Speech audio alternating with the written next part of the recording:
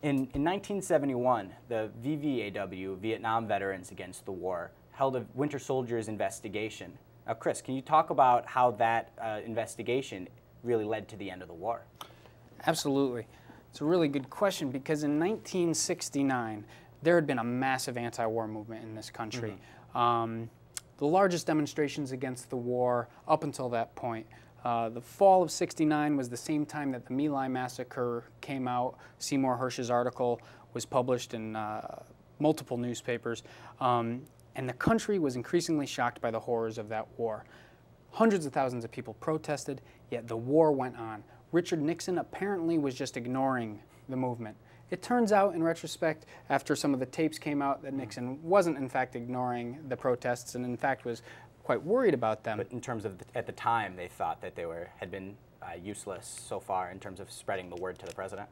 Yeah, there was a debate in the movement that was kicked open in the year 1970 in the wake of these huge protests at the end of 1969. And the content of that debate was basically, if the protest movements aren't going to work to stop the war, then what do we have to do? And of course they were right. The large protests didn't stop the war.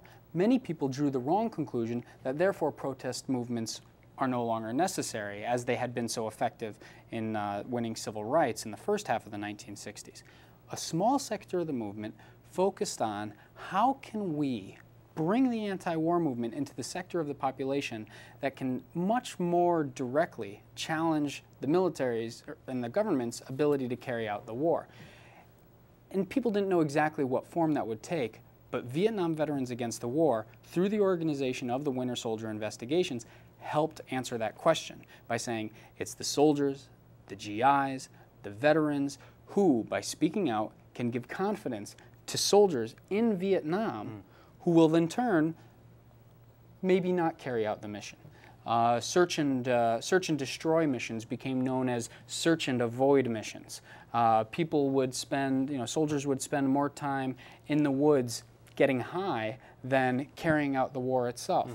And whatever you think about getting high, that's just the nature of how the war was stopped. Soldiers lost any desire to carry out the war. They didn't believe it was about the hearts and minds of the Vietnamese. They didn't believe it was about spreading democracy and freedom. They saw the conditions that they had to return to back in the United States and said, you can't have democracy and freedom exported around the world if you don't have it at home. And this, of course, is largely what Martin Luther King contributed as a civil rights leader joining the anti-war movement. Not only did he give great credibility to the anti-war movement, but he also delivered with it a whole set of ideas about a kind of common interest among Americans and the Vietnamese against America carrying out its war.